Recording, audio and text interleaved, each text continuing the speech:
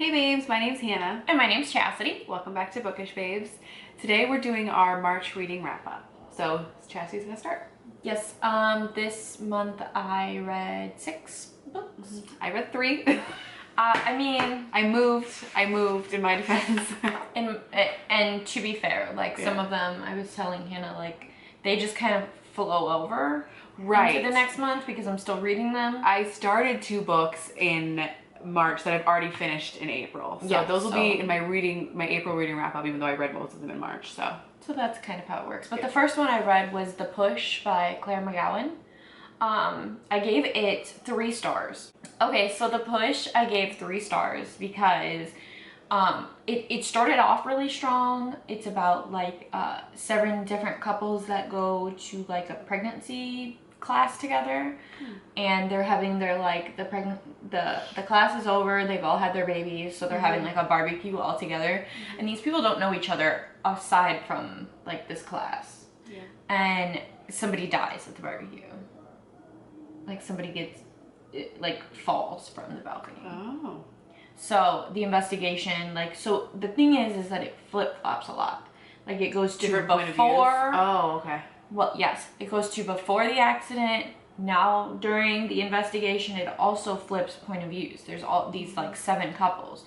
So it started out really strong. I was really interested in it. But then like I started to get confused a little bit because there were so many alternating point of views. That's 7 couples plus the detectives. And like I was lost a little bit. And then it was kind of slow, like a real slow buildup. At about 65%, it really like took off for me.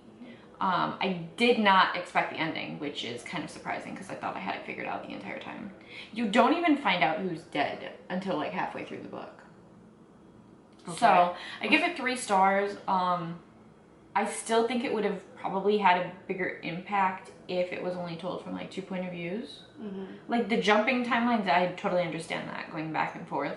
But maybe only from a few point of views instead of all of them. But I mean, I understand what the reasoning for it was and what the intent was. I just don't think it like was fully done. Yeah, fully done. Well, the first one that I read was also a thriller. It was Every Last Secret by A.R. Torre. Now this came out, I think, end of last year, and I started reading it then, and then I just forgot about it because I was reading on Apple Books, and I just feel like anything I read on Apple Books I forget about because I never go on that app.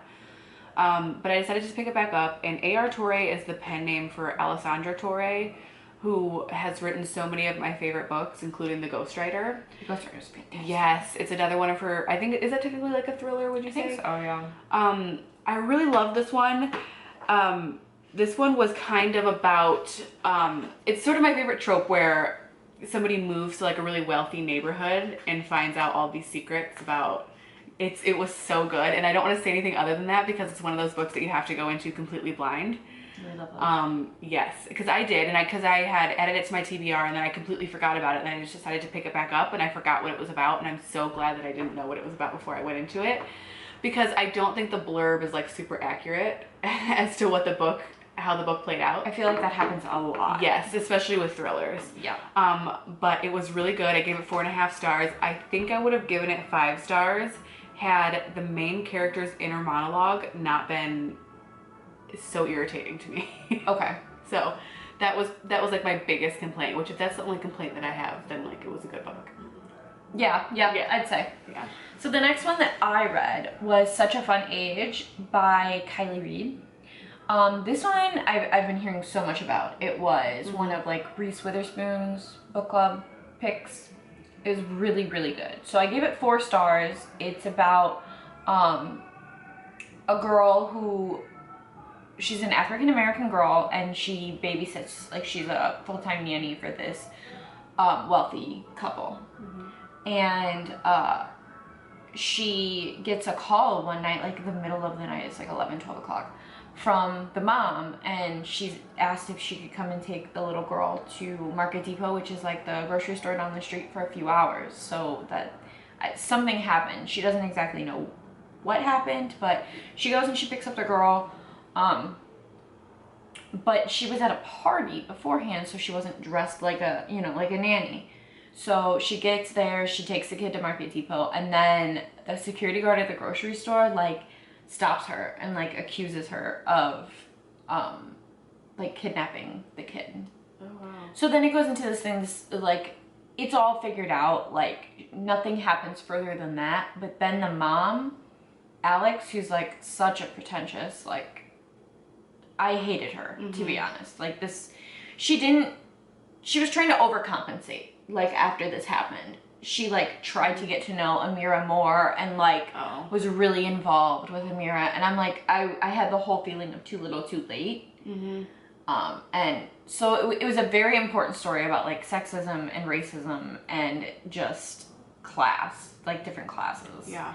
It was an eye-opening read. And there's a lot more to the story than just that, but that's just kind of the gist of it and how it starts.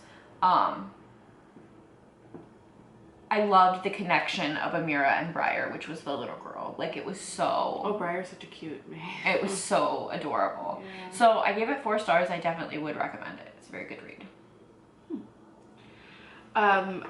The next book that I read is Wicca for Beginners, Fundamentals of Philosophy and Practice. This is another one that I started reading a few months ago and I read bits and pieces of. I'm reading a lot of sort of books about Wicca and paganism. It's something I'm curious about, and it's like a spirituality that I've resonated with, so I want to learn more about it. Was that one good? It was really cool, Okay. and it was broken down really great. So I love books like this where they're like educational books and the table of contents is really clear. So you can skip around pertaining to like what you want to learn about. And I highlighted it and I footnoted it and I went back and referenced it, and I ended up just finally reading the whole thing through because I was skipping around a lot. I'm really glad that I did. It had a lot of really great information. I loved the woman who wrote it.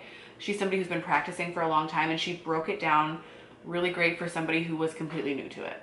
So Who is that one by? it was by Thea Savin. Okay. Yeah, Okay. really good. So the next one that I read was my book of the month choice, The Four Winds by Kristin Hannah. This was a story about the Great Depression, the Dust Bowl. It was extremely, extremely good. Extremely heartbreaking. I want to read it so bad. It was very, like, it was a story of humanity, for sure. Like, she starts off, she's a kind of like the ugly duckling in her very rich family. And she had, like, a heart condition when she was a baby. So they don't let her, like, do anything. She's, like...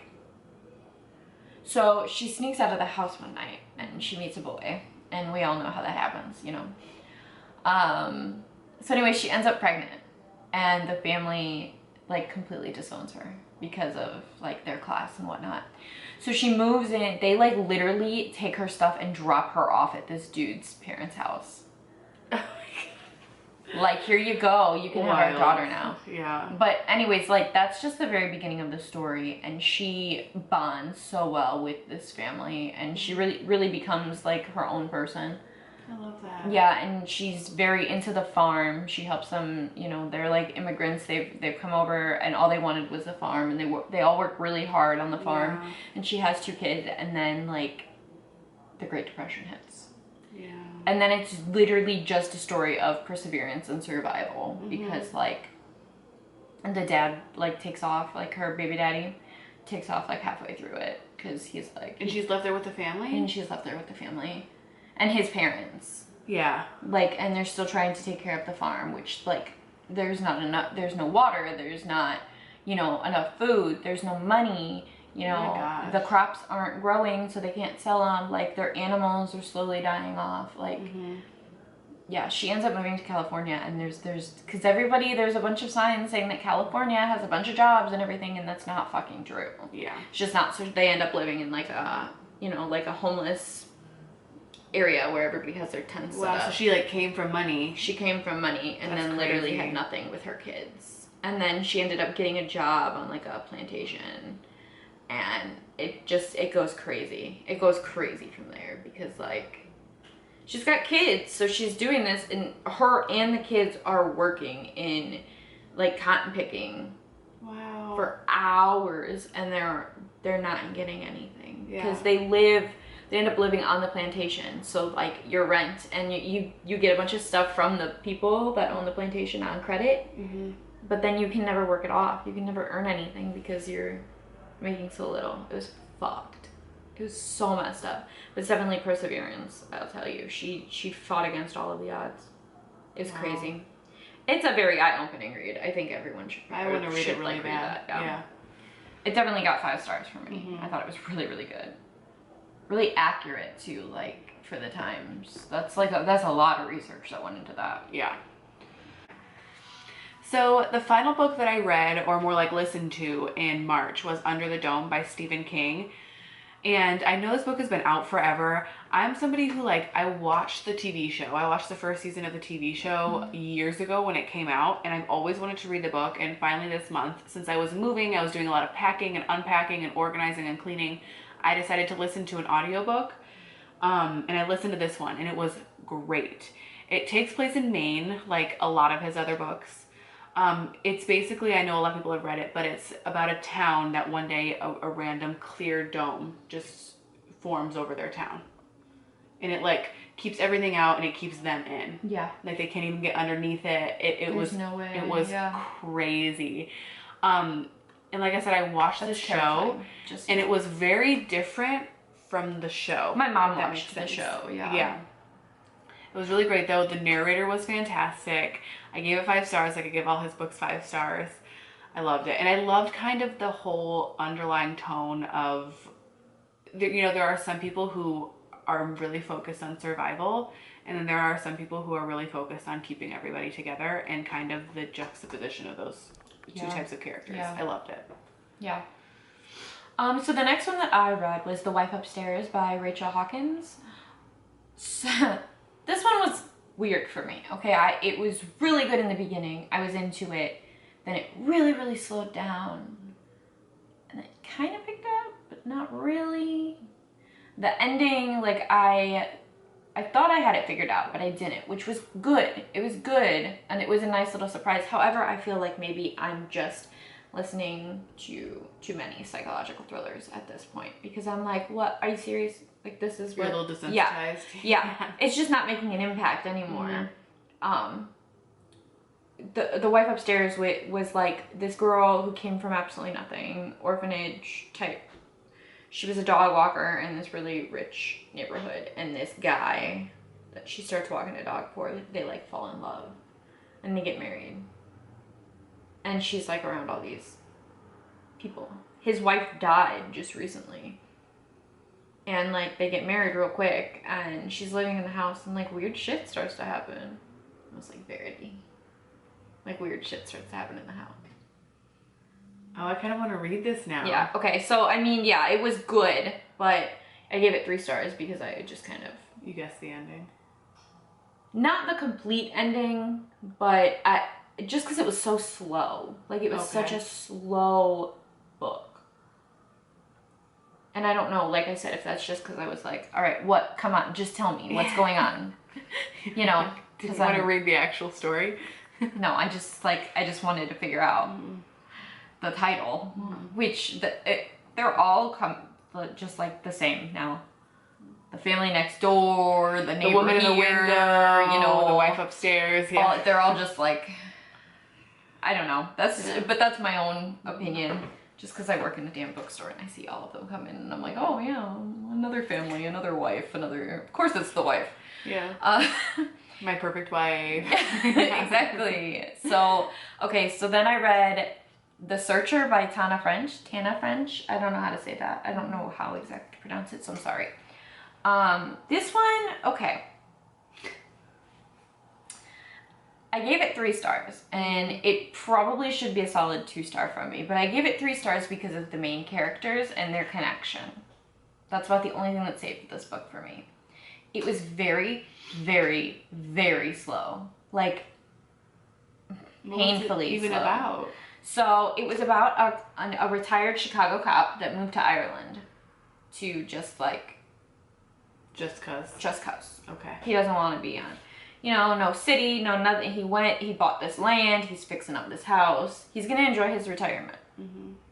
And literally, like, a disappearance case just falls into his lap. course. Yeah, there's like this kid that like wants him to look into her missing brother. And God, it was just so slow. It was so slow. And then like I did figure it out. I figured it out, and it was very anticlimactic. Like I was just like, oh, okay. So it was like, it was entertaining. I finished it, but it just wasn't the greatest read for me. That sucks. It's like between a 2 and 3 for me. Like literally only a 3 because of the characters. Yeah. The connection between the detective and then the kid. Like he really cared for this kid after a while, you know, like, and I don't know. Okay.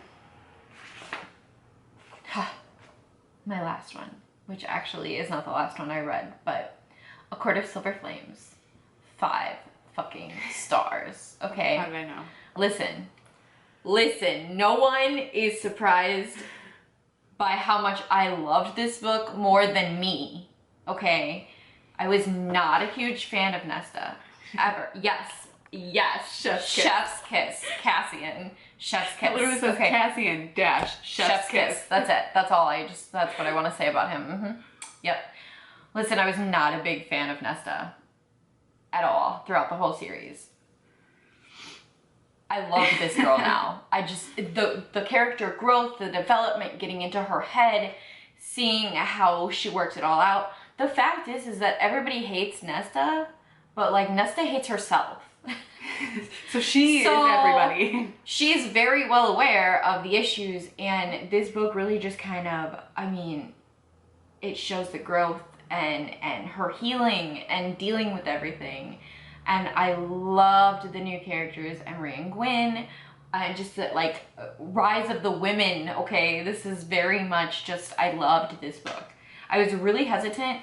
I was really scared because the series means so much to me, and because this was kind of going off the rails a little bit to side characters, I was real nervous. But I loved it. I loved it so much. I'm not surprised. Because anytime I would talk to you about this book, you would say that like you're reading it as slow as possible to make it last longer. Oh God. I was trying to read it so slow, and then everyone was getting irritated with me. Like Jess and Kimmy, they were like, can you just finish it? I need to talk to you. And I'm like, no. No, I don't want it to end. Because then is she writing any more in the series? Okay. But it'll be a while. Yes, that's the whole problem. Yeah. So I was like, I'm just going to take this real slow. It still wasn't slow enough. I literally started listening to the audiobook right after I finished the book. Like, I was like, I gotta do it again. One more time. It's really, really good. But that's all I have.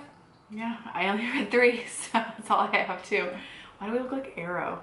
Do you, you do not look like it. I do. You don't. I just got a side profile of myself. Stop and I was it. like, You do oh my not. God. I look like I should be in the full Torre. I fucking can't with you. You do not. Stop it. I'm cutting my hair today. I don't know if we're gonna keep this part in, but I am cutting my hair today, so I will look less like a 600-year-old vampire. With this. Stop. I can't. With this long ass hair. So that was our, God, what, March? Yeah. That was our March reading. And we're already like halfway through April, so we'll be back soon. Like I said, I moved April 1st, and so it's just kind of, I was packing and then I was unpacking, and you know, it's just like, yeah, it was just, we haven't had a moment. No, there's been no moments. Yeah. But that's our March reading wrap up, and you'll see us again soon. Hopefully in my house next time. Yes. New adventures. Yes. New backgrounds. New backgrounds. We will be doing that. Yeah. But thank you for coming and seeing what we read in March. Definitely comment down below if you've read any of these. I am looking for all of the opinions on Silver Flames, guys. All of them. Even the bad ones? Yeah. Okay. Bring them on. Try me. Try me. Alright, comment down below. Make sure you hit that subscribe button and that notification bell so you know when we post. And we will see you next time. Bye. Bye.